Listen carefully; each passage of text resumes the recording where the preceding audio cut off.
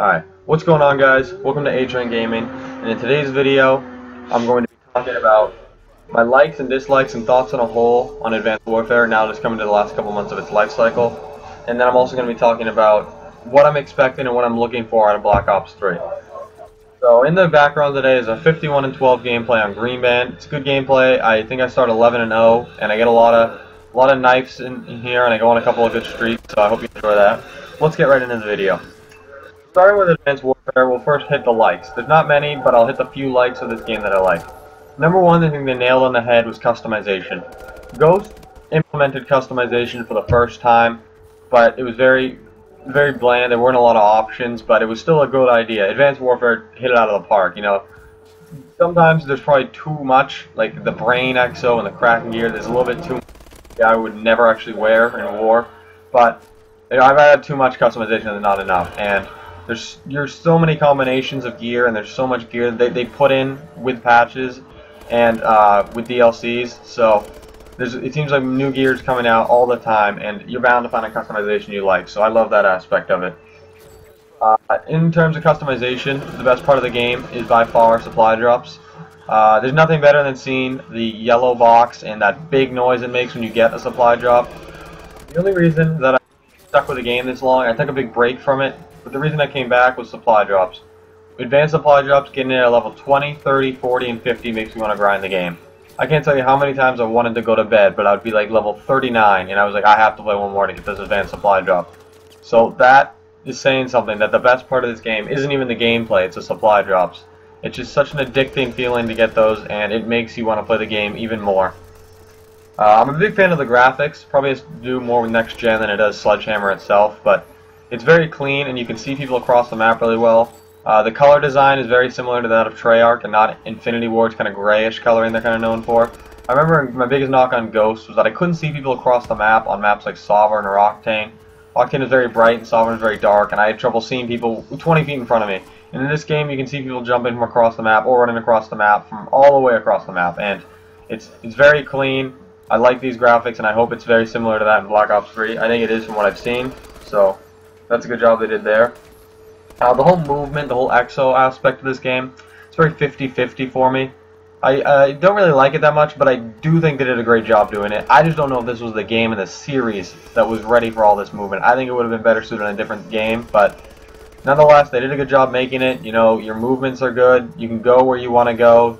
You never really mess up in your movements unless you run out of the, you know, you hear the click and you're out of movement. But in terms of dashing and jumping and all that stuff, it's very well done. I just don't know if this was the game for it, so it's 50-50 for me. So let's get into the dislikes. Starting off with the movement I was just talking about. The dislike, the biggest knock I have in this game is the game is played in the air, not the ground. In other Call of Duty, 99% of your gunfights were on the ground.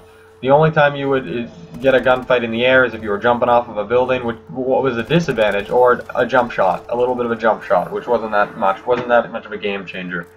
In this game, I don't think you need as good as gun skill as you do in the last games a lot of the time, because you can just jump around for cover, dash behind walls for cover, and just try to out-jump over the person. I can't tell you how many gunfights I've gotten in where I've lost because a kid has just jumped up and over my head, and we're looking at each other, and it turns out he lands behind me in a corner and he gets the kill. That's just not Call of Duty to me. It's just annoying, and it just takes away some of the aspect of gun skill and the importance of gun skill. So I really hope that in Black Ops 3 that it's not going to be like that. My next dislike is that there's really only 2 guns in this game you can use if you want to have post gameplays like this or really hang around with the competition. And that is the BAL and all forms of the BAL and the ASM-1. And, you know, there's a couple of guns you can mix in there, like the IMR in situations, the AMR-9, the STG, but most of the time it's the BAL and the ASM-1. The BAL it's a really good gun. It's probably in my top 5 favorite guns of all time because it's like an assault rifle submachine hybrid, which is good, but it's also bad. You know, it's a great gun, but it doesn't give an assault rifle the disadvantage it's supposed to have, which is close range gunfights. An assault rifle is supposed to be able to hit those long range, but it's supposed to struggle up close against the submachine gun. And this gun just doesn't. You can hit fire better than probably the ASM-1 can, and, you know, if you don't use the BAL of the ASM-1, you're probably going to lose the gunfight unless you're good. And it just puts you at an immediate disadvantage, more than any other Call of Duty in terms of you have to use certain guns. Another dislike, it's just a little thing. But I really like the care package, like getting 5 kills to get a care package, and I hate getting reinforcements out of supply drops in this game, especially when it gives you like the weak one where all you get is like a escort drone or something like that, and I just don't like those at all. And I think the care package should just go back to a 5-kill streak or a score or something, and I thought that was way funner. In terms of the kill streaks, they're really bad. I played this game for like 6 or 7 days, and I still don't know what kill streaks are. Like lightning's coming out of the sky, or red lasers, and then the sentry gun can rotate 360 degrees, and it seems impossible to get rid of unless you stun it first. And I just don't like the kill streaks. I think that's a big thing that separates Call of Duty from games like Battlefield, is the good kill streaks. And Black Ops 1 and Black Ops 2 and MW2, those were all so good, and I think that's why the game was really good. Kill streaks are important. The last dislike I have for this game is that it's way too futuristic. I myself am a huge World at War fan. It's my second favorite Call of Duty ever, and I wanted an older, either a World War II game, another one, or a Vietnam or a Korean War game.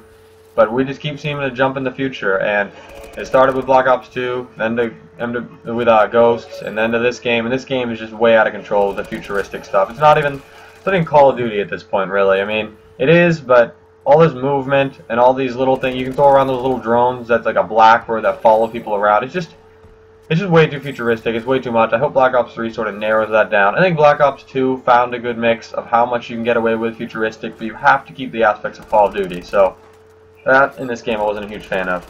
Real quickly, just a couple things I want Black Ops 3 I'm looking for. With all the jumping and the wall riding and the dashing, I don't want you to be able to abuse that. It's fine if you use it in the wall riding, but in this game, you can abuse the movement, and I just want that to be, part of the game, but not a game changer in the game. So I hope it's not that big of a deal. The gunfights I want them to be on the ground, which I have heard and seen from watching the beta, that most of your gunfights are traditional Call of Duty gunfights on the ground. Not a lot of jumping for those kills. You're not going to get ones riding the walls. So I hope that is true and that the gunfights are fought like old Call of Duty games. Yeah, you need more guns. Black Ops 1 is my favorite game of all time, and that's because I felt like I could use so many guns. The Galil, the FAMAS, the G11, the Commando, the AK-74U, it goes on. You had so many options to use guns, and that mixed it up, kept it fresh. And in this game, it's kind of annoying when I'm just running around with a royalty badge. If I don't use that, I'm not going to post as great as a gameplay. So they need more guns. The connection in this game is pretty bad. I recently just got better internet, but it's still, I lag a lot. And Ghost had really good internet. One of the only good things about Ghost, and they need to see what they did there and try to implement it to Black Ops 3. They need to keep going with the customization features. I don't know if supply drops are in the game. I don't know, but they need to have something along those lines. They need to keep building off of it. And then, finally, they just have to kind of tone back the futuristic. Look what Black Ops 2 did, and then just tone it back. This is too much.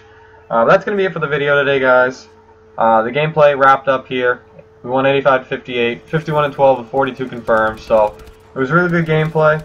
And I hope to bring you guys more videos like this. If you have anything you want to leave in the comments of what I should talk about, put it down below. Like and subscribe if you enjoyed this video. And I'm looking to upload some more content every couple days, so I will talk to you guys later.